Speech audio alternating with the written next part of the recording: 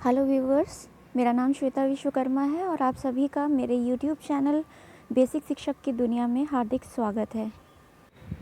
आज के इस वीडियो में हम पढ़ेंगे शिक्षण संग्रह मॉड्यूल का भाग 3 और इसमें देखिए है व्यक्तित्व विकास की कार्य योजना और ये पॉइंट्स दिए हुए हैं। प्रातःकालीन सभा, सांध्यकालीन सभा, सह शैक्षिक गतिविधियाँ, खेल गतिविधियाँ एवं प्रतियोगिताएँ, जीवन कौशल विकास, व्यक्तित्व स्वच्छता, व्यावसायिक परामर्श और बाल संसद, इतने सारे टॉपिक्स जो हैं वो भाग 3 में कवर हैं। तो पहले हम शुरुआत करेंगे व्यक्तित्व विकास की कार्य योजना से। व्यक्तित्व विकास की कार्य योजना। विद्यालयीय जीवन में बच्चे जहां एक और भाषा, गणित, विज्ञान तथा अन्य विषयों को पढ़कर अपनी विषयगत जानकारियां एवं समझ बढ़ाते हैं, वहीं दूसरी ओर ऐसे विभिन्न क्रियाकलापों से भी जुड़ते हैं जो उनके व्यक्तित्व में मानवीय मूल्यों तथा जीवन कौशलों का विकास करते हैं।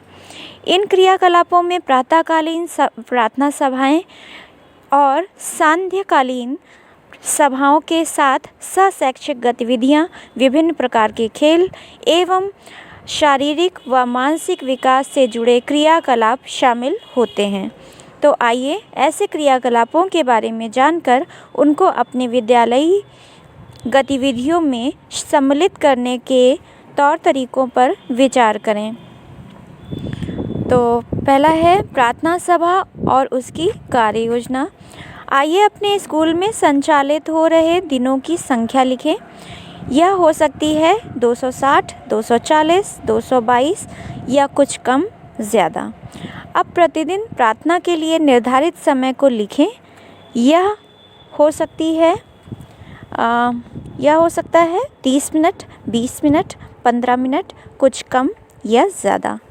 यदि कुछ विद्यालय संचालन के न्यूनतम दिवस व प्रार्थना के लिए निर्धारित न्यूनतम समय की भी गणना की जाए तो यह समय निम्नवत होगा।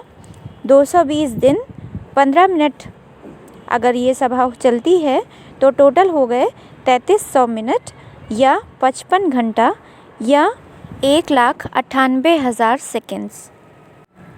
आप इस बात से सहमत होंगे कि किसी भी व्यक्ति के जीवन में 3300 मिनट या 55 घंटा एक महत्वपूर्ण अवधि होती है। अब इस समय अवधि के आउटकम पर गौर करें तो आप पाएंगे कि अधिकांश विद्यालयों में इस महत्वपूर्ण समय के आउटपुट के रूप में बच्चों को जो हासिल होता है वह मात्र एक प्रार्थना, जिसे वह पूरे वर्ष बेमन से दोहराता रहता है। विचार करें कि क्या इतनी महत्वपूर्ण कार्य और स्कूल संचालित होने की शुरुआत के समय का उपयोग बरसों बरस एक ही तरह की प्रार्थना से किया जाना उचित है। तो इस पर विचार करने के लिए और लिखने के लिए कुछ पॉइंट्स भी कुछ लाइंस दी हुई हैं। इस समय का बेहतर उपयोग किस प्रकार से किया जा सकता है, ये आप अपने शब्दों में यहाँ पर लिख सकते हैं यदि आपके पास कोई सुझाव हो तो। आगे एक उदाहरण दिया हुआ है। सुनंदा जनपद मुरादाबाद में शिक्षिका हैं। वह स्कूल में संचालित विभिन्न संज्ञान सहगामी क्रियाकलापों में बढ़ चढ़कर अगुवाई करती हैं। उन्होंने प्रार्थना सत्र को इतना रोचक और उपयोगी बना दिया है कि अधिकांश दिनों में प्रार्थना से पूर्व ही बच्चों की 100% उपस्थिति रहती है, जो विद्यालय परिसर की साफ सफाई से लेकर कक्षों को व्यवस्थित करना, सामग्री जुटाना, पौधों को पानी देना, सूचना पट पर सुविचार लिखना जैसे तमाम दैनिक क्रियाकलापों को सुनियोजित कर नियत समय पर कतारबद्ध होकर प्रार्थना के लिए खड़े हो जाते हैं। विचार करें, सुनंदा बच्चों के साथ ऐसा क्या करती होंगी कि बच्चे इतनी उत्सुकता से प्रार्थना सत्र में सम्मिलित होते हैं। और अपने विचारों को दी हुई लाइंस में लिखना है। प्रार्थना सभा की एक सुविचारित योजना कि मतलब हम अपनी प्रार्थना सभा में क्या सुधार कर सकते हैं, क्या करना चाहिए, तो वो योजना यहाँ पर दी हुई है। तो चलिए देखते हैं इसमें क्या कहा गया है। दरअसल सुनंदा के पास कोई जादुई छड़ी नहीं है, बल्कि उन्होंने स्कूल में प्रार्थना के लिए नियत 30 मिनट का सुविचारित व सुनियोजित प्लान तैयार किया, जिसकी जानकारी वह अपने सभी साथी शिक्षकों और बच्चों को साझा करती हैं। इस प्लानिंग में वह 2 प्रकार की जिम्मेदारियां और उनके अनुसार क्रियाकलापों का निर्धारण करती हैं। पहला है शिक्षक शिक्षिकाओं की भूमिकाएं और क्रियाकलाप। दूसरा है बच्चों की भूमिकाएं व क्रियाकलाप कक्षावार। क्रियाकलाप कुछ इस प्रकार के होते हैं। प्रत्येक दिवस के लिए अलग अलग प्रार्थनाएं जो हर माह बदल जाती हैं। प्रत्येक दिन संक्षिप्त प्रेरक प्रसंग शिक्षक व बच्चों द्वारा। न्यूज़ अपडेट शिक्षक अथवा बच्चों द्वारा। स्वास्थ्य चर्चा मौसम के अनुसार। डूज एंड डोंट्स शिक्षकों द्वारा। शारीरिक सक्रियता के क्रियाकलाप शिक्षक के द्वारा बताए जाने चाहिए। बातचीत कम्युनिकेशन की गतिविधियां शिक्षकों द्वारा। सामान्य ज्ञान प्रश्नोत्तरी शिक्षक / बच्चों द्वारा। आगे है स्फूर्तिदायक गतिविधियां शिक्षकों द्वारा। सामान्य निर्देश प्रधानाध्यापक द्वारा। सामान्य जागरूकता / जनरल अवेयरनेस शिक्षक द्वारा। बच्चों के विशेष प्रयासों जन्मदिन पर प्रोत्साहन देना, ताली बजाना प्रधानाध्यापक / शिक्षक के द्वारा। इन क्रियाकलापों के अनुसार शिक्षकों एवं बच्चों की भूमिकाओं को इस प्रकार स्पष्टतः रेखांकित करते हुए साझा किया जाता है कि हर शिक्षक और बच्चे को पता होता है कि उन्हें किस दिन क्या करना है।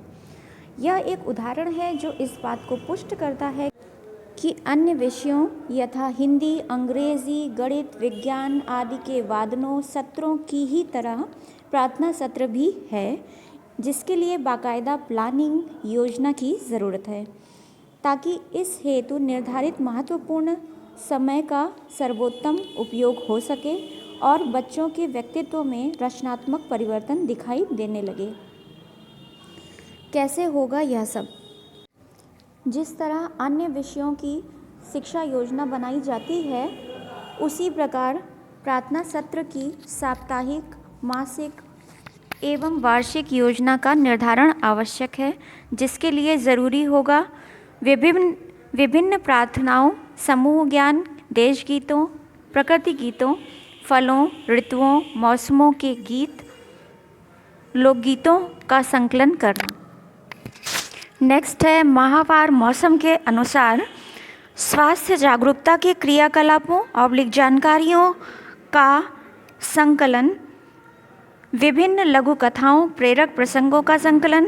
दिवसवार जयंतियों, राष्ट्रीय पर्वों, त्योहारों के बारे में महत्वपूर्ण जानकारियों का संकलन। संक्षिप्त एवं रोचक सामूहिक गतिविधियों का संकलन। बाल गीतों, बाल कविताओं, सामान्य ज्ञान, बच्चों के स्तरानुसार की जानकारियों का संकलन। संवाद कम्युनिकेशन के विषयों का चयन। शारीरिक सक्रियता की गतिविधियों जिसमें कि योग, पीटी, व्यायाम आदि आते हैं का चयन। बच्चों के प्रोत्साहन योग्य कार्यों का चयन। दैनिक अखबारों से प्रमुख खबरों का सार संकलन।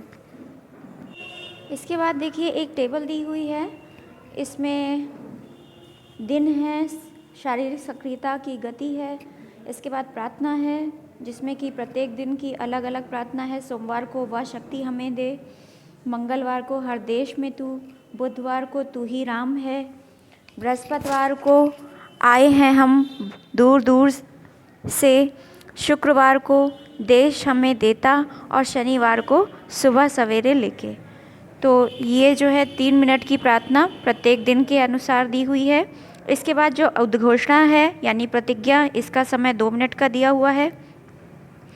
फिर है प्रेरक प्रसंग जो कि 3 मिनट में कंप्लीट करना है। इसमें किन किन चीज़ों को ले सकते हैं? स्थानीय, राष्ट्रीय स्तर के महापुरुषों, साहित्यकारों, वैज्ञानिकों आदि से जुड़े प्रसंग तथा लोक कथाएँ तथा त्यौहार, पर्व एवं जागरूकता विषयक जानकारियाँ इसमें सम्मिलित की जा सकती हैं। 3 मिनट में समाचार वाचन किया जाना है।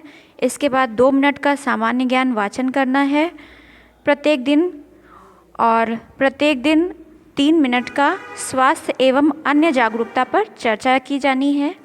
इसके बाद प्रत्येक दिन संवाद कम्युनिकेशन 5 मिनट के लिए, जिसमें बच्चे 4-4 या 5-5 बच्चे आ कर के और प्रार्थना सभा में ही अपने माई सेल्फ जैसे होता है कि अपना नाम, अपने माता पिता का नाम, स्कूल का नाम, कक्षा का नाम, ये सब बताएंगे। इसके बाद है प्रोत्साहन की गति 5 मिनट। नेक्स्ट है आवश्यक निर्देश व सूचनाएं और अंत में है राष्ट्रगान। राष्ट्रगान का समय 52 सेकेंड और आवश्यक निर्देश व सूचनाओं का समय 2 मिनट है प्रत्येक दिन के लिए। तो ये एक छोटी सी सुनियोजित समय सारणी बनी हुई है प्रार्थना सभा के लिए, और इसमें जो समय निर्धारित है प्रत्येक एक्टिविटी का, उसके अनुसार ही प्रार्थना सत्र में एक्टिविटी की जानी है। नीचे देखिए नोट दिया हुआ है, इसमें लिखा है दैनिक प्रार्थना उद्घोष प्रेरक प्रसंगों का विवरण परिशिष्ट 8 से लिया जा सकता है। परिशिष्ट 8 क्या है, इसके बारे में अभी हम पढ़ेंगे बाद में। आगे है प्रोत्साहन गतिविधियों के अंतर्गत बच्चों के जन्मदिन, अच्छे कार्य आदि के संदर्भ में प्रोत्साहन दिया जाएगा। संवाद कम्युनिकेशन के अंतर्गत विभिन्न अवसरों पर किए जाने वाले अभिवादन, शिष्टाचार, दैनिक जीवन व विशेष अवसरों से संबंधित किए जाने वाले कार्यों का अभ्यास कार्य कराया जाएगा। प्रातःकालीन सभा व उसकी कार्य योजना के बाद सांध्यकालीन सभा और उसकी कार्य योजना की चर्चा की गई है। इसमें है विद्यालय की शुरुआत जिस प्रकार प्रार्थना स्थल से होती है, उसी प्रकार व्यवस्थित ढंग से विद्यालयी कार्यक्रमों का समापन भी सभा स्थल में ही होना चाहिए। इसे दृष्टिगत रखकर सांध्यकालीन कार्यक्रमों को भी 30 मिनट के लिए नियोजित कर एक व्यवस्थित स्वरूप दिवसवार दिया जा रहा है।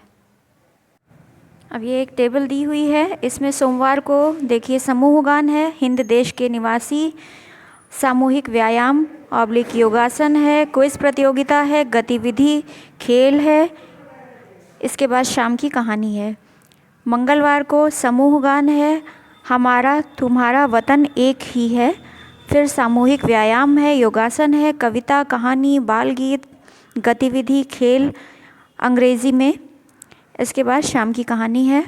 फिर बुधवार को समूह गान हे जग वाता विश्व, इसके बाद सामूहिक व्यायाम है, योगासन है, कविता कहानी बाल गीत, गणित में गतिविधियाँ और खेल, और शाम की कहानी। बृहस्पतिवार को समूह गान में है न हो साथ कोई अकेले बढ़ो तुम, सामूहिक व्यायाम, योगासन, कविता कहानी बाल गीत, गतिविधि खेल विज्ञान से संबंधित, और इसके बाद है शाम की कहानी। शुक्रवार को है समूह गान सारे जहाँ से अच्छा, इसके बाद सामूहिक व्यायाम, योगासन, कविता कहानी बाल गीत, गतिविधि खेल पर्यावरण से रिलेटेड, और अंत में है शाम की कहानी। शनिवार के दिन क्या करना है, समूह गान इंसाफ की डगर पर बच्चों दिखाओ चलकर, इसके बाद कार्यानुभव संबंधी कार्य, बाल सभा, चित्रकला, TLM निर्माण, सुलेख प्रतियोगिता ऑब्लिक श्रुतलेख, रंगोली मुखौटा निर्माण आदि को सम्मिलित किया जा सकता है। आगे है यह सब हो जाने के बाद जरूरी होगा। पहला है इस सामग्री के आधार पर क्रियाकलापों गतिविधियों का वार्षिक, मासिक व साप्ताहिक विभाजन, शिक्षकों व बच्चों की भूमिकाओं का रोस्टर व आवंटित कार्य का निर्धारण, इस योजना के आधार पर क्रियान्वयन तथा यथावश्यक संशोधन परिवर्धन। संग्रह संकलन में मददगार कौन? ऊपर दी गई सामग्री के संग्रह और संकलन में मददगार होंगे परिवेशीय संसाधन, पुस्तकालय, ICT सामग्री, अन्य विद्यालयों के सराहनीय प्रयास और अंततः हमारी स्वयं की रचनात्मकता। तो आइए अपने विद्यालय में प्रभावी प्रार्थना सत्रों को संचालित करने की शुरुआत करें। तो ये थे प्रार्थना सभा से रिलेटेड जो प्रातःकालीन प्रार्थना सभा है और सांध्यकालीन प्रार्थना सभा है, इससे रिलेटेड महत्वपूर्ण बिंदु जिन्हें हमें ध्यान में रखना है। तो वीडियो को यहीं पर वाइंड अप करते हैं। उम्मीद है कि ये वीडियो आपके लिए उपयोगी रहा होगा। अगर वीडियो पसंद आया हो तो लाइक और शेयर करके प्रोत्साहित कीजिए, और मेरे चैनल को अगर अब तक सब्सक्राइब नहीं किया है तो आज ही सब्सक्राइब कर लीजिए और बेल आइकन भी हिट कर दीजिए, ताकि आने वाले वीडियोस की नोटिफिकेशन आपको तुरंत मिल सके। ऐसे ही ज्ञानवर्धक उपयोगी वीडियोस मैं भविष्य में भी लाती रहूँगी।